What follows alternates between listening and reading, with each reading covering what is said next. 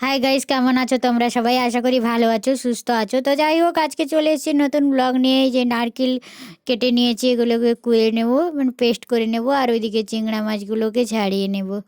এবার চিংড়া মাছ ছাড়ানো হয়ে গেছে। এখন কড়াতে তেল দিয়ে দিয়েছি, মাছগুলোকে নুন মাখিয়ে রেখেছিলাম কিছুক্ষণ। তো এটাকে ভেজে নেবো ভালো করে। হলুদ আর একটু হলুদ দিয়ে দেবো। হলুদটা দেওয়া ছিল না, নুনটা শুধু মাখানো ছিল আগে থেকে। আর ওই চিংড়া মাছের তেল ছাড়তে শুরু করেছে, মাছে ঘি বেরোচ্ছে। এত ঘি বেরিয়েছিল বলে বলা যাবে না। তো হালকা একটুখানি হলুদ দিয়ে দিলাম। আর এই চিংড়া মাছে তো কম হলুদ দিলেই হয়। হলুদ দিয়ে দিয়েছি, একটু ইয়ে করবো, কিছুক্ষণ হালকা করে ভাজবো, বেশি শক্ত করে ভাজবো না। হালকা করে ভাজলে ভালো লাগে, বেশি ভাজলে তর টেস্ট শেষ হয়ে যায় ওতে। তো যাই হোক, একটু ভাজা হোক। আর ওইদিকে আমি নারকেলটাকে পেস্ট করে নিয়েছি গরম জল দিয়ে। এখন একটু ছাঁকনি দিয়ে ছেঁকে নেব। ছেঁকে নারকেলের দুধটা বের করে নেব। এই যে নারকেলের দুধ বের করছি। নারকেলের হাফটা নারকেল, একটা বড় নারকেলের হাফ নারকেল ছিল, সেটাই পেস্ট করে নিয়েছি। আর সঙ্গে একটু গুঁড়ো দুধও মিশিয়ে নিয়েছি, যাতে টেস্টটা ভালো হয়। গুঁড়ো দুধ মিশিয়ে ওটাকে ভালো করে মিক্সড করে নেব চামচ দিয়ে। একটু মিলতে অসুবিধা হয়েছিল প্রথম, তারপরে ঠিক মিলিয়ে, গরম জলটা যেহেতু ছিল মিলে গেছিলো। আর ওইদিকে মিলতে থাকুক, আমি ওইদিকে তরকারিটা বসিয়ে দিই। কড়াতে ঘি, যে না মাছের ভাজা তেল ছিল, ঘিও বেরিয়েছিল এই যে। আর সঙ্গে একটু কাঁচা লঙ্কা দিয়ে দিলাম, কাঁচা লঙ্কা কেটে দিয়ে দিয়েছি।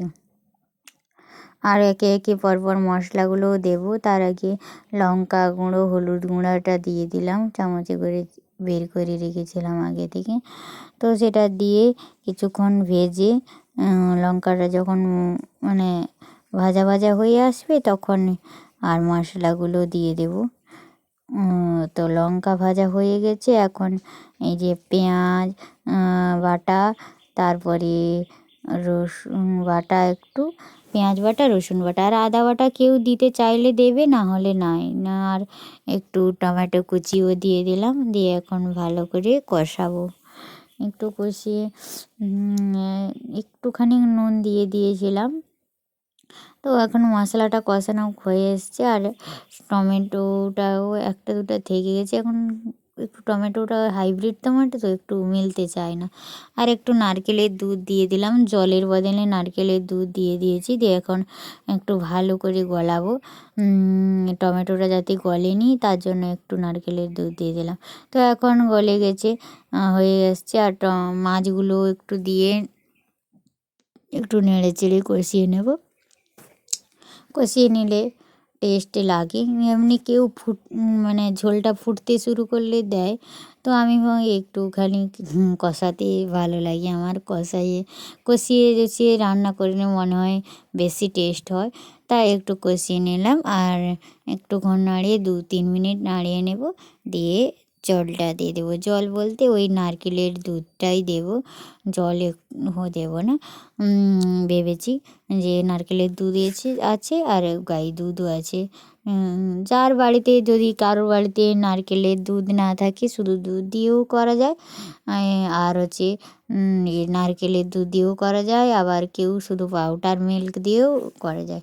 তো আমি নারকেলের দুধ দিয়ে দিয়েছি। আর এখন গাই দুধটাও দিয়ে দিলাম, বাড়িতে যেটা থাকে।